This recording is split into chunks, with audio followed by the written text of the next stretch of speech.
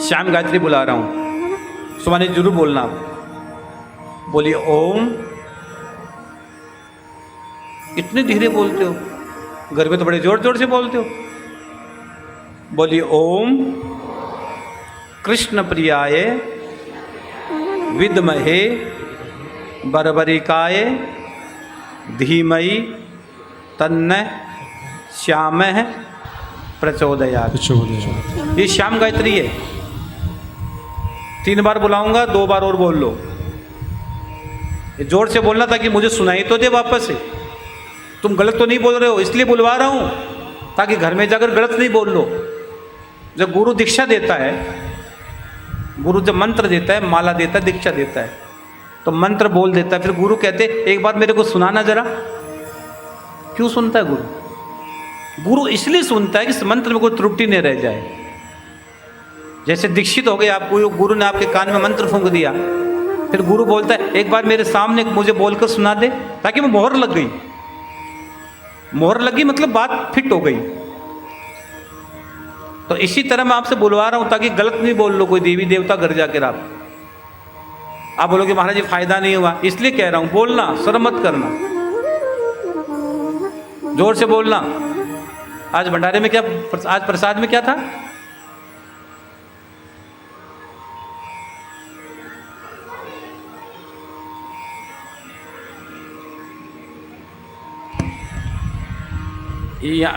क्या था? पूरणपोली।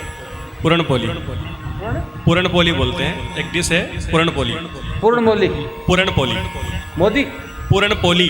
पूर्णपोली, पूर्णपोली। तो आपने पूर्णपोली खाई सबने ना? हाँ, ये मीठी होती है क्या? मैंने नहीं खाई इसलिए पूछ रहा हूँ। तो ये पूर्णपोली और क्या क्या खाया?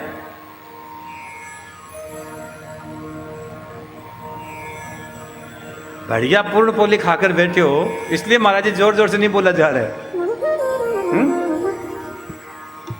मस्ती से बोलो, कोई टेंशन नहीं है। व्रत आपका सफल हो गया आज का। बढ़िया। तो कलश यात्रा हो गई, निशान यात्रा हो गई, निशान लिया। हाँ, जो निशान लिया उसका क्या करना वो बताऊंगा मैं आपको, वो भी मैं बता दूंगा। अब लेके गए कि नहीं लेके गए घर पे, कि यहीं रखा है कहीं समेट समेट के? कोई आपका वाला दूसरा नहीं ले जाए, ध्यान रखना। आपने रख दिए 5 एक जगह कर दिए, अब लेके तो आप आए हो, ऐसा नहीं करना, आप अपने ही लेके जाना। महाराज जी तो झंझट वाला काम हो गया, वो उठा कर ले गए, ले गई तो। क्योंकि निशान जब लेकर चलते हो ना अब, तो उसमें आपकी कामना जुड़ती है, आपका संकल्प जुड़ता है। जैसे यहाँ पूजा हुई ना, निशान की पूजा हुई, तो निशान की जब पूजा हुई तो आपने निशान लिया, तो आपने कोई ना कोई कामना जरूर बोली होगी। आपने श्याम बाबा को बोला कि बाबा मेरा ये काम कर देना, मेरा ये काम कर देना, या कोई भी चीज बोली होगी, तो वही निशान उस कामना में साथ ऐड हो गया ना भैया, वही निशान उस कामना में ऐड हो गया। तो इसीलिए मैं कह रहा हूं निशान आपको क्या करना, आपको हमने दिया जो उसका भी अभी बता दूंगा मैं आपको। तो पहले मेरे साथ बोल लो आप, सीधे बैठो, जोर से बोलना है। बोलिए ओम।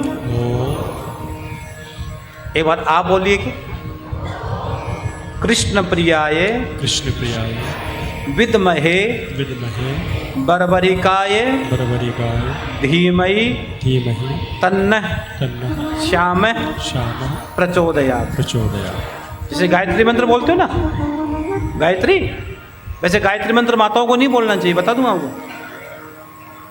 गायत्री मंत्र माताओं को बोलने का अधिकार नहीं है। अब कई माताएं नाराज हो जाएगी। जो यज्ञोपवीत जिस ब्राह्मण ने धारण कर रखा है, जनेऊ जिस ब्राह्मण की है, उसका यज्ञोपवीत संस्कार हुआ है, उसको ही गायत्री मंत्र बोलने का अधिकार है। ये सच बता रहा हूं। जैसे माताओं को शिव लिखा गया ना माँ, इसमें शिव महापुराण में, कि माताओं को नमः शिवाय बोलना चाहिए या शिवाय नमः बोलना चाहिए। जैसे ओम नमः शिवाय है, ओम नमः शिवाय कौन सा, कितने अक्षर का ये? पंचाक्षर नहीं है, षडाक्षर है। सुमानी जी कितना अक्षर का ये? ओ बोलो ओम नमः शिवाय। कितने अक्षर हो गए? 6। ये षडाक्षर मंत्र है, पंचाक्षर नहीं है। पंचाक्षर तो नमः शिवाय है। तो माताओं को शिवाय नमः या नमः शिवाय मंत्र बोलने, हाँ ओम नमः शिवाय बोलने का अधिकार है, लेकिन नमः शिवाय शिवाय नमः मंत्र का और ज्यादा अधिकार मिला है। अगर आप शिव पर जल चढ़ाओ तो आप ओम नमः शिवाय के साथ नमः शिवाय बोल सकते हो और शिवाय नमः भी बोल सकते हो। जैसे अष्टाक्षर मंत्र है। अष्टाक्षर मंत्र कौन सा है? बोलिए ओम, बोलो ना भाई, अरे नवरात्र का दिन बोलो ओम नमो नारायणाय। ये अष्टाक्षर मंत्र है।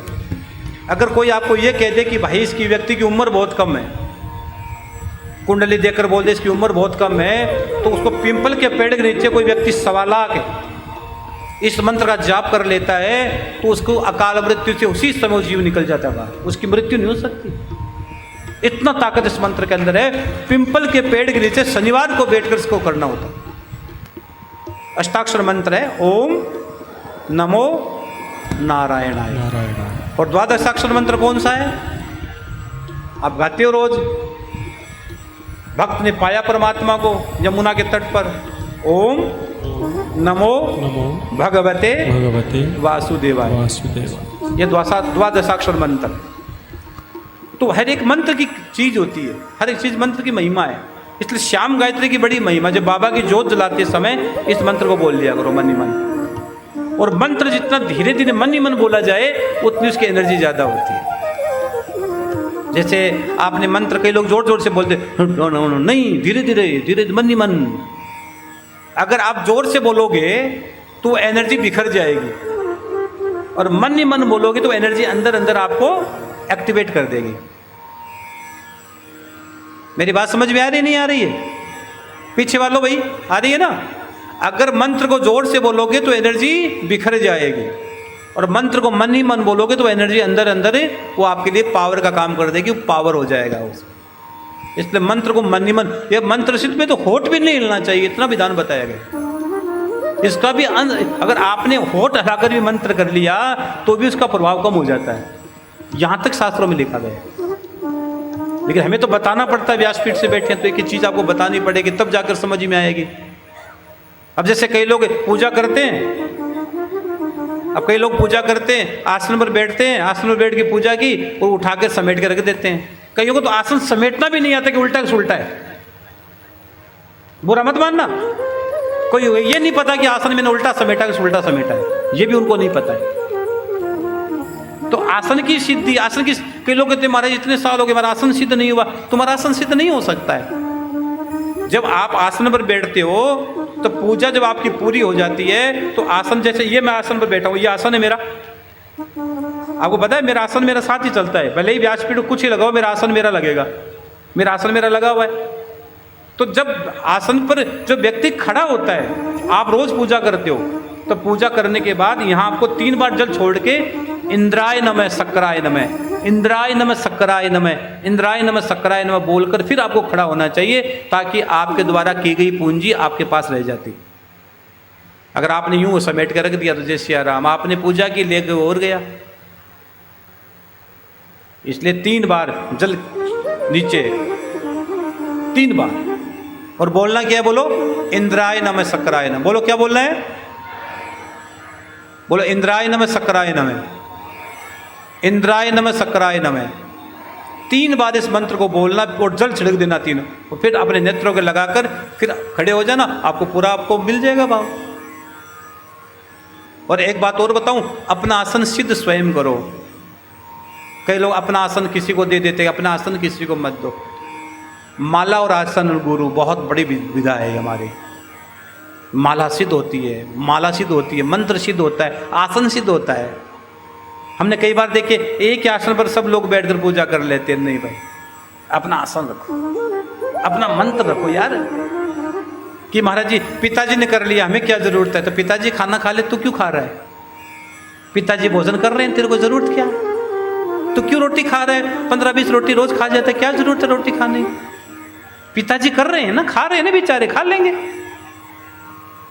इसलिए शास्त्र कहते हैं मेरे बहन भाई, अगर तुम भजन करोगे तो तुम्हारा भजन पुष्ट होगा, तुम भोजन करोगे तुम्हारा शरीर पुष्ट होगा, दूसरा भोजन करेगा तो दूसरे का शरीर पुष्ट होगा।